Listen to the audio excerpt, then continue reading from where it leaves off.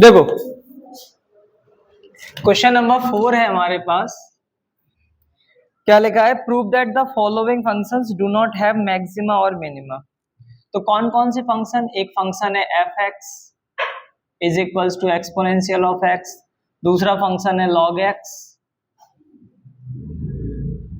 इसकी भी हमसे पूछा गया है कि इसकी भी कोई मैक्सिमम और कोई मिनिमम वैल्यू नहीं होगी अपने पास, यानी कि मैक्सिमम और मिनिमम वैल्यू की बात नहीं, मैक्सिमम और मिनिमा की बात है। इसका मतलब है ऐसा कोई पॉइंट नहीं होगा जहां पर हमें इसका मैक्सिमम या इसका मिनिमम मिल सके अपने पास।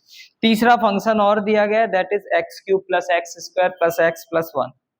तो प्रोसीजर क्या है अपने पास, अगर कोई भी फंक्शन अपने पास है और अगर मुझे उसका मैक्सिमा और मिनिमा फाइंड करना है तो प्रोसीजर अपने पास सेम है। सबसे फर्स्ट डिफरेंशिएट करते हैं हम, तो हमने डिफरेंशिएट किया with respect to x, x के रिस्पेक्ट में हमने डिफरेंशिएशन किया। अगर मैंने डिफरेंशिएशन किया एक्स के रिस्पेक्ट में तो क्या मिलेगा मुझे, F dash x. Exponential of x का डिफरेंशिएशन क्या होगा, एक्सपोनेंशियल ऑफ एक्स।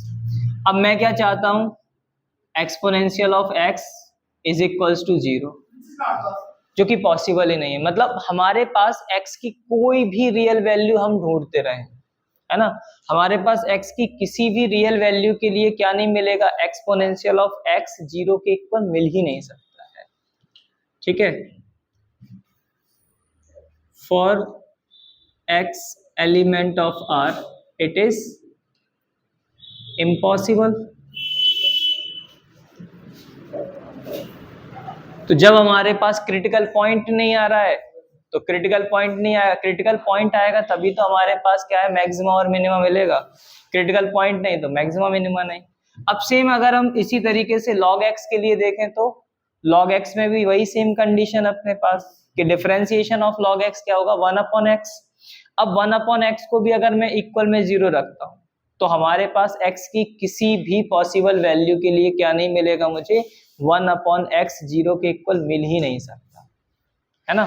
जब हमारे पास 1/x 0 के इक्वल नहीं आएगा तो इसका मतलब फिर से वही कि for x element of r it is impossible. तो फिर से मैक्सिमम मिनिमम नहीं मिलेगा मुझे, बस इतनी सी बात है इसमें।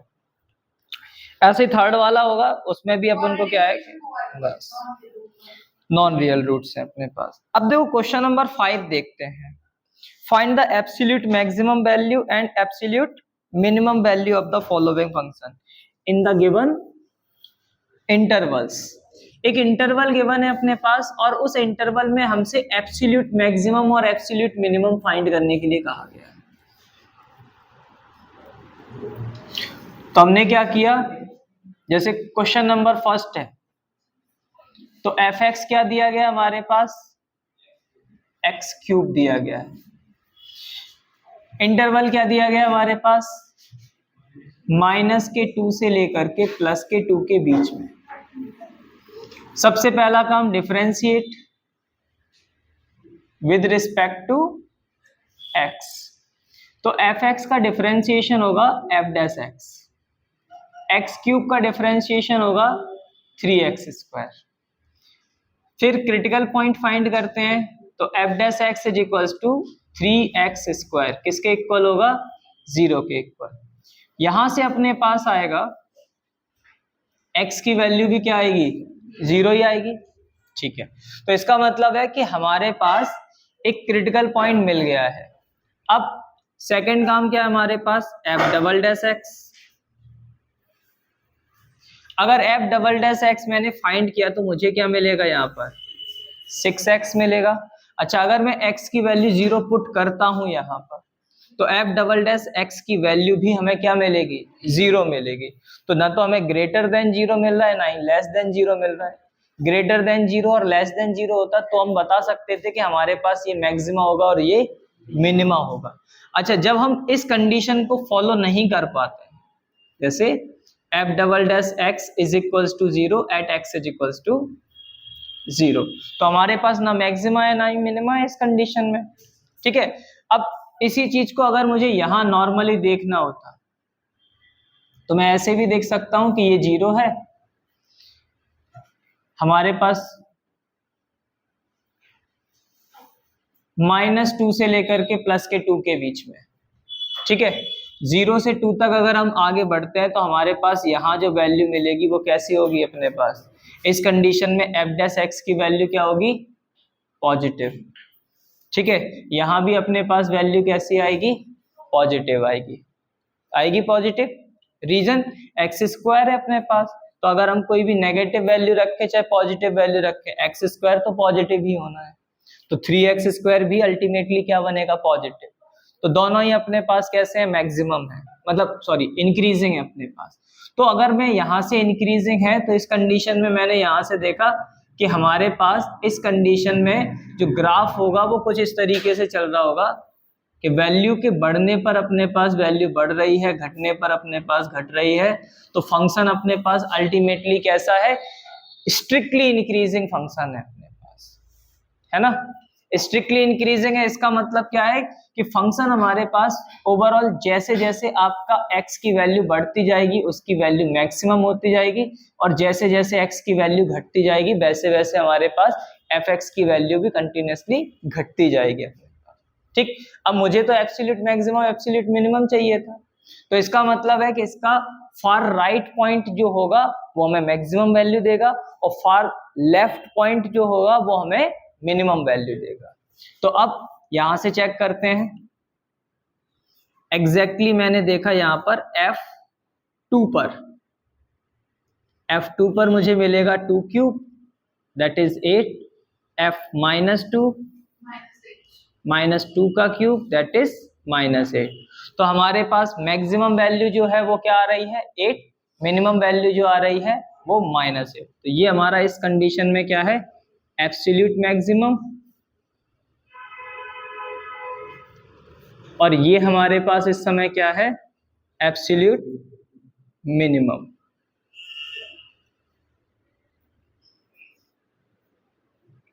ठीक है। अगर क्रिटिकल पॉइंट पे अपने पास कोई मैक्सिमम मिनिमम बनता तो उस कंडीशन में अपने पास मैक्सिमम और मिनिमम वहां भी मिल रहा होता अपन को, फिर हमें क्या करना होता, उस क्रिटिकल पॉइंट को भी चेक करते हैं हम, और रेस्ट अपने पास जो इंटरवल के पॉइंट्स हैं हम उन्हें भी देखते हैं, ठीक है। जैसे सेकंड नंबर का क्वेश्चन है अपने पास, f(x) = sin x + cos x दिया गया है, इंटरवल क्या दिया गया है, 0 से लेकर के पाई तक। तो हमें क्या करना होगा उस कंडीशन में, इसको इरेज कर दें,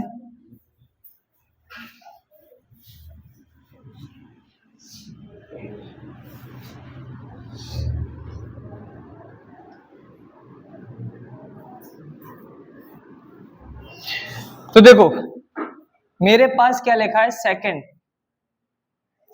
f(x) = sin x + cos x, and interval क्या है हमारे पास, x एलिमेंट है किसका, 0 से पाई तक। तो पहला काम वही डिफरेंशिएशन, किसके रिस्पेक्ट में, x के रिस्पेक्ट में, f' cos x - sin x, क्या करेंगे हम, f' को 0 के इक्वल रखेंगे, तो इसकी हेल्प से अपने पास आएगा tan x = 1, और tan x = 1 है, इसका मतलब है कि हमारे पास 0 से पाई के बीच में इसकी वैल्यू सिर्फ एक ही बार 1 मिल सकती है मुझे, दैट इज π/4। सेकेंड पर अपने पास -1 मिलेगी सेकेंड क्वाड्रेंट में, तो हमारे पास यहाँ से x की जो वैल्यू निकल के आ रही है वो क्या निकल के आ रही है, π/4। Now again double time differentiation की हमने यहाँ पर, तो cos x का माइनस sin x और sin x का माइनस cos x हो जाएगा यहाँ पर। तो मैं यहाँ से वैल्यू पुट करने की जरूरत नहीं होती है अपन को, बस हमें ये चेक करना होता है कि अगर मैं इस वैल्यू को इसमें पुट करूंगा तो मेरे पास वैल्यू कैसी आएगी, नेगेटिव या पॉजिटिव। तो π/4 यहाँ रखेंगे तो ये पॉजिटिव होना था वैसे, लेकिन बाहर माइनस है इस वजह से ये भी नेगेटिव ये भी नेगेटिव। तो ओवरऑल f'(x) की वैल्यू कैसी आ रही है अपने पास, <0। <0 तो इसका मतलब है एट x = π/4 या x = π/4 हमारे पास क्या हो गया, मैक्सिमा, है ना, क्योंकि नेगेटिव वैल्यू आई है तो इसीलिए अपने पास π/4 मैक्सिमा है इस समय अपने पास। चेक कर लो अब अपने पास मैक्सिमम क्या है अपने पास वैल्यू, तो 0, पाई और π/4 तीनों वैल्यूज यहाँ पर पुट करके देख लो। ठीक है, तो हमारे पास मैक्सिमम वैल्यू जो मिलेगी वो क्या मिल रही होगी, एट π/4 पर वैल्यू अपन को मैक्सिमम मिलेगी। ठीक, मिनिमम तो नहीं है अपने पास, हाँ वही होगी अपने पास जो भी इसकी लीस्ट वैल्यू इस कंडीशन में बनेगी वो 0 और पाई के बीच में, मतलब 0 और पाई, मतलब 0 रखेंगे या पाई रखेंगे उस कंडीशन में जो भी आएगी। ठीक है, अच्छा अब क्वेश्चन नंबर 5 में कोई और भी क्वेश्चन इसमें से कराना है क्या, या रेस्ट बाकी के दोनों क्वेश्चंस को एक बार तुम लोग खुद से कर सकते हो, है ना। कौन सा वाला, क्वेश्चन नंबर 8, ठीक है। हाँ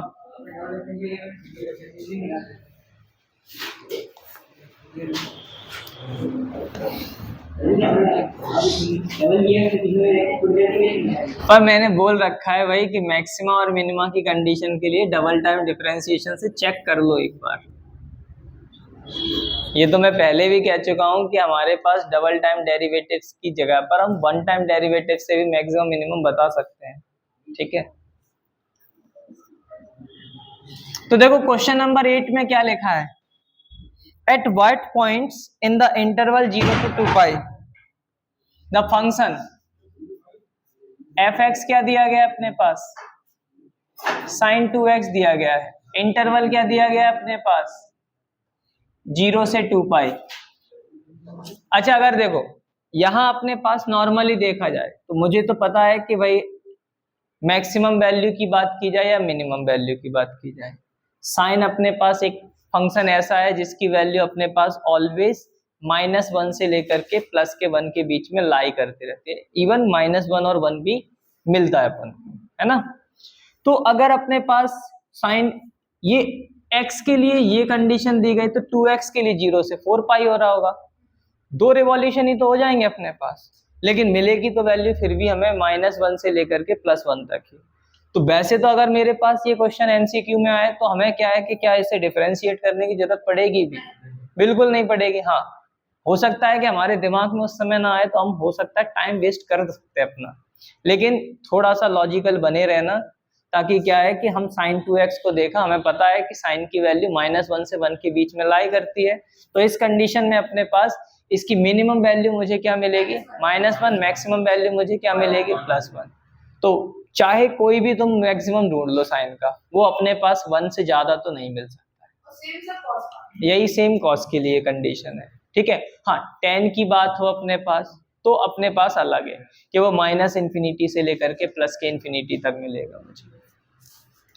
ठीक है, तो 8वां क्वेश्चन अगर सॉल्यूशन अपने पास देखा जाए तो किस तरीके से होगा, वही फिर से प्रोसीजर f' 2 cos 2x। फिर अपना सेकंड काम क्या है, f' को हम किसके इक्वल रखते हैं, 0 के इक्वल। जैसे ही मैंने 0 के इक्वल रखा तो मेरे पास क्या आएगा, 2 cos 2x = 0, cos 2x = 0। कल मैंने तुम्हें जनरल सॉल्यूशन बताए थे साइन कॉस और tan के, तो क्या होगा इसका जनरल सॉल्यूशन, 2x = 2n पाई ±0 वैल्यू कब होती है कॉस की 90 पर, ऐसा लिखेंगे नहीं, कॉस की वैल्यू 0 के लिए अपने पास जनरल सॉल्यूशन था 2n + 1 π/2, याद है, क्योंकि अपने पास हमने क्या बताया था कि जब भी अपने पास π/2 का मल्टीप्लिकेशन किसी भी ऑड नंबर के साथ होगा तो हमारे पास cos हमेशा क्या वैल्यू प्रोवाइड करेगा, 0 प्रोवाइड करेगा। ठीक है, यहां से अगर मैं x की वैल्यू देखूं तो क्या आएगा, 2n + 1 π/4 आएगा।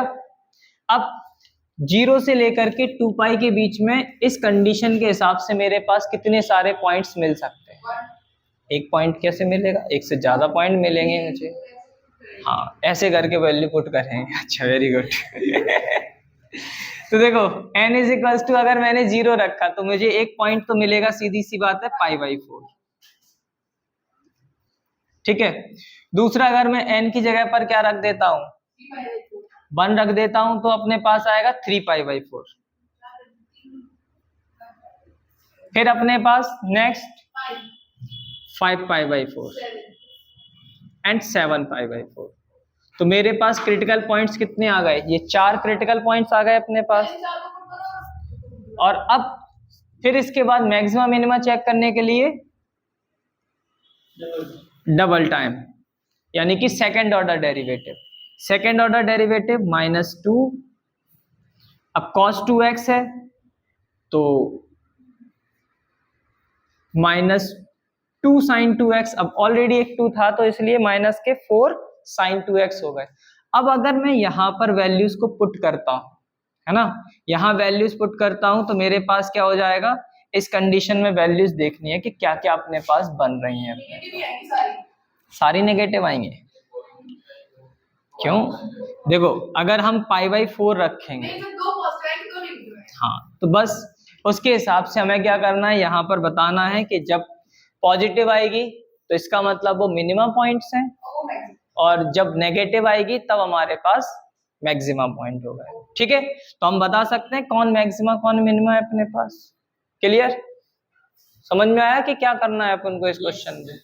पहला काम डिफरेंशिएशन, डिफरेंशिएशन के बाद इक्वल में 0, वहां से जनरल सॉल्यूशन की हेल्प से हमने x की वैल्यूज फाइंड की। उन x की वैल्यूज को हमें क्या करना है? डबल टाइम डेरिवेटिव में पुट करना है। वैल्यू डबल टाइम डेरिवेटिव की पॉजिटिव आती है तो मिनिमा, नेगेटिव आती है तो मैक्सिमा अपने पास। ठीक है, ओके। नेक्स्ट क्वेश्चन अपने पास और कोई? Up to question number 10? नहीं, ठीक है। अब आते हैं थोड़ा सा और आगे बढ़ते हैं, तो क्वेश्चन नंबर 11 को देखते हैं। क्वेश्चन नंबर 11 में उन्होंने क्या बोला है? It is given that at x is equals to 1।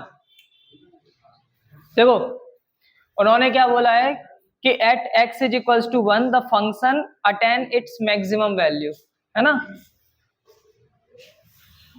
अगर x इज इक्वल्स टू 1 पर अपने पास फंक्शन जो है मैक्सिमम वैल्यू अटेन कर रहा है,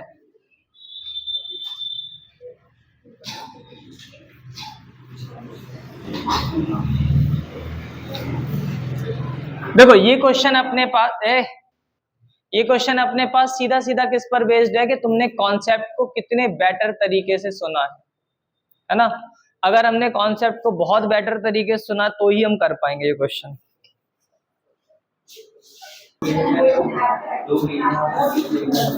सुनो क्वेश्चन नंबर 11 क्या लिखा है अपने पास? एक इंटरवल दिया गया है, फंक्शन क्या दिया गया अपने पास? x की power 4 minus 62x² plus ax plus 9। फिर इसके साथ ही उन्होंने क्या बोला है कि इंटरवल भी दिया गया हमारे पास 0 से लेकर के 2 तक, और फिर हमारे पास बोला गया है कि at x is equals to 1 ये मैक्सिमम वैल्यू अटेन कर रहा है।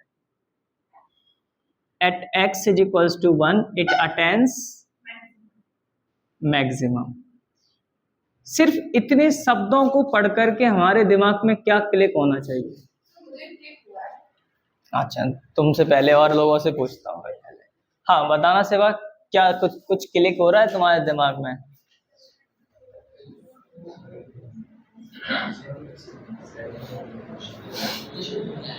हो रहा है बंस बताना। इतनी तो बात मुझे भी समझ में आ गई, लेकिन तुम्हें मैक्सिमम वैल्यू दी तो नहीं गई है। जब मैक्सिमम वैल्यू हमें दी नहीं गई है तो इसका मतलब उस कंडीशन के हिसाब से तो हम एक ही वैल्यू नहीं फाइंड कर सकते। कुछ और? डिफरेंशिएशन कर देंगे, ठीक है, ए कांस्टेंट हो जाएगा।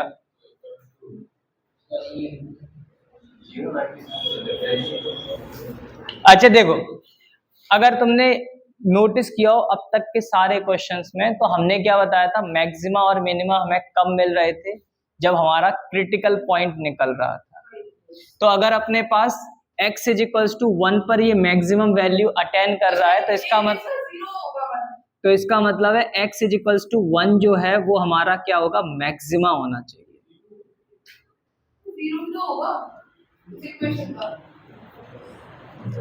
x इज इक्वल्स टू 1 इसका मैक्सिमा होना चाहिए, अभी बताएंगे, इसके ऊपर पहुंच जाएंगे। x इज इक्वल्स टू 1 इसका मैक्सिमा होगा। इसका मतलब क्या है कि f डैश x की value at x is equals to 1 पर क्या मिलेगी मुझे, 0 के इक्वल मिलेगी मुझे। यही सब तो है अपने पास, क्योंकि ये अपने पास x is equals to 1 maxima है, तो इसका मतलब है कि ये क्रिटिकल पॉइंट ही होगा।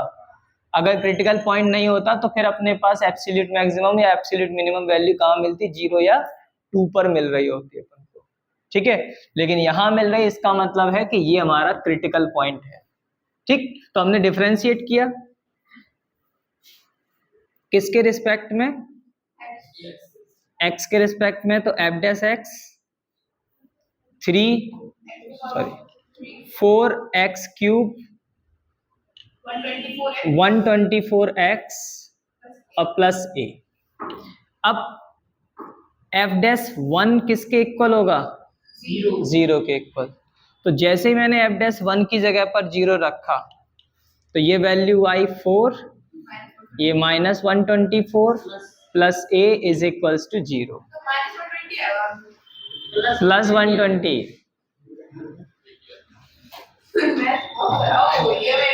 ठीक है, तो a हमारे पास कितना आया है, 120 आ गया प्लस का, बस। हाँ, a की वैल्यू तो फाइंड करनी थी।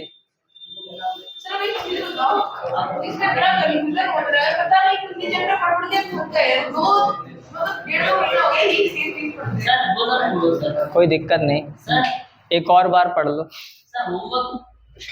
नहीं अभी दूंगा मैं, चिंता ना करें आप। सुनो, अब देखो क्वेश्चन नंबर 12 थोड़ा आसान क्वेश्चन है, कर सकते हैं हम लोग।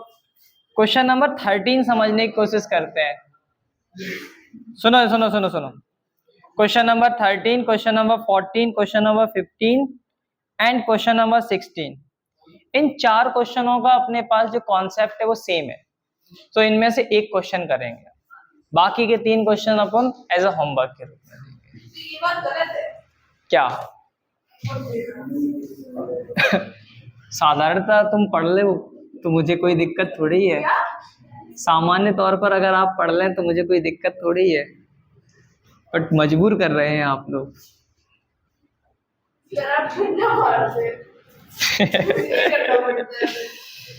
सुनो, अगर जैसे क्वेश्चन नंबर 13 देखें हम, तो लिखा है find two number whose sum is 24 whose product is as large as possible. ठीक है, उसने पूछा है कि उनका प्रोडक्ट अपने पास मैक्सिमम क्या हो सकता है। ठीक है, अगर मैं यहां से क्वेश्चन नंबर 13 की इक्वेशन की हेल्प से समझने की कोशिश करूं, तो उन्होंने हमसे क्या कहा है, x प्लस वाई गिवन है, और x प्लस वाई कितना गिवन है अपने पास, 24 गिवन है, और उसने हमसे क्या कहा है कि एक्स वाई हमारे पास मैक्सिमम कब होगा,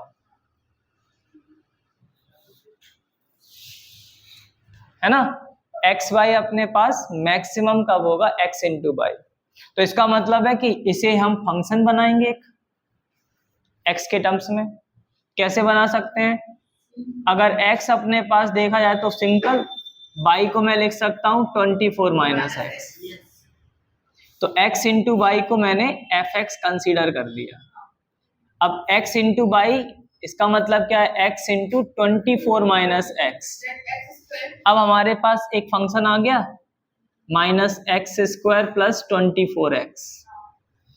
सिंपल, इसके आगे मुझे मैक्सिमम वैल्यू तो पता करनी है, डिफरेंशिएट अपने पास क्रिटिकल पॉइंट। ठीक है, ऐसे ही 14 वाला क्वेश्चन देखो,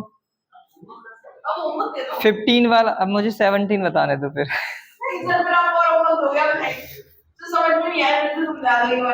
अच्छा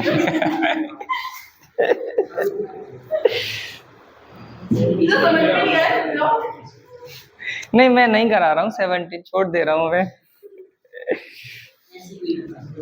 हाँ, ऐसा कोई कंपल्सन नहीं है,